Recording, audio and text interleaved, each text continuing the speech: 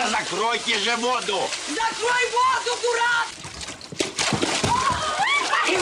Уй, идиот!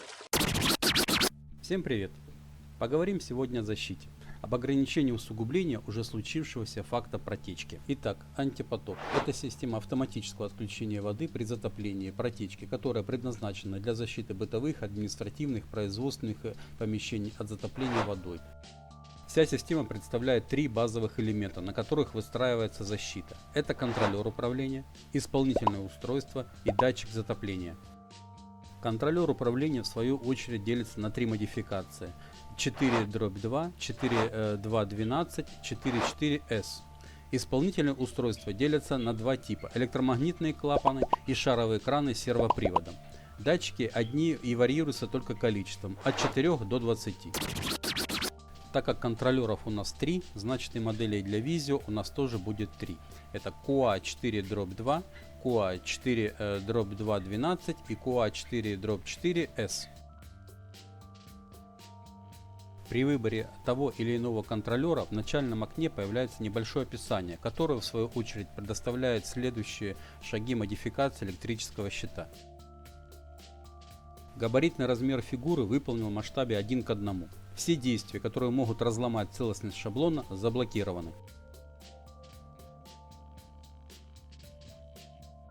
Что мы можем в рамках моделирования изменять? Первое – это состояние устройства, включено или выключено.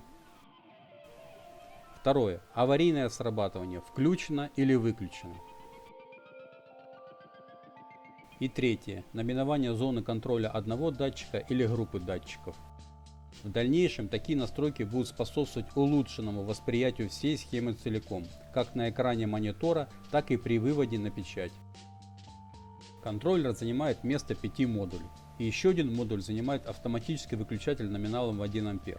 Это при выборе модели 4/4S или 4/2.12. Если же выбирается контроллер 4/2, которым может управлять 4 электроклапанами одновременно, тогда добавляется еще один источник питания 12 вольт, потому что контроллер не имеет встроенного модуля питания. И в случае размещения такого источника рядом на один рейке, он займет место минимум 2, а скорее всего 3 модулей. Итого 9 занятых мест. Это нужно учитывать. Сейчас я смоделирую небольшой электрощит для однокомнатной или двухкомнатной квартиры и ускорю видео для удобства. Итак, вводной автомат. Противопожарное УЗО. В идеале оно должно размещаться у счетчика на лестничной клетке, но не всегда это возможно. Реле напряжения на 2 модуля. Трехпозиционный переключатель для возможности альтернативного источника напряжения при отсутствии основной сети. Одномодульный контактор для функции мастер-выключателя. Автомат холодильника, домофон, видеонаблюдения, роутера или другого. И это все неотключаемая группа мастер-функций.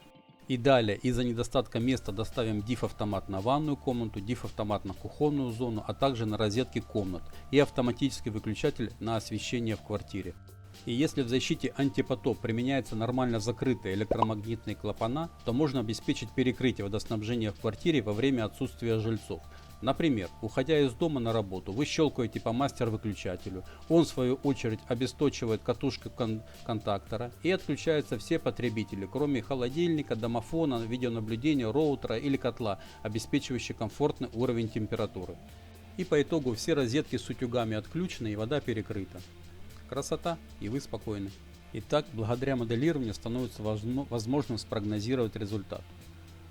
На приведенном примере мы видим, что щит на 24 модуля мал, поэтому нужно увеличение до 36 модулей для комфортного расположения элементов и дальнейшей эксплуатации. Также вы можете безболезненно менять компоновку и подключение, добавлять и убирать фигуры и по итогу работы получить желаемый результат. Всем, кто хочет самостоятельно научиться работать с Microsoft Visio, рекомендую канал Александра Кузина под ником Суррогат.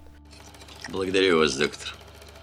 А то уж мне надоело делать замечания. Вы легко найдете в поиске YouTube канал, а также форум. Это библиотека знаний и опыта для тех, кто хочет учиться. Для тех, у кого нет времени на глупости учиться, может скачать готовые фигуры на нашем сайте или найти через поиск канал Тимура Погосова. На этом пока все. Делитесь своим мнением в комментариях и не тратьте время на лайк и подписку, если затронутая тема вам безразлична. Всем пока!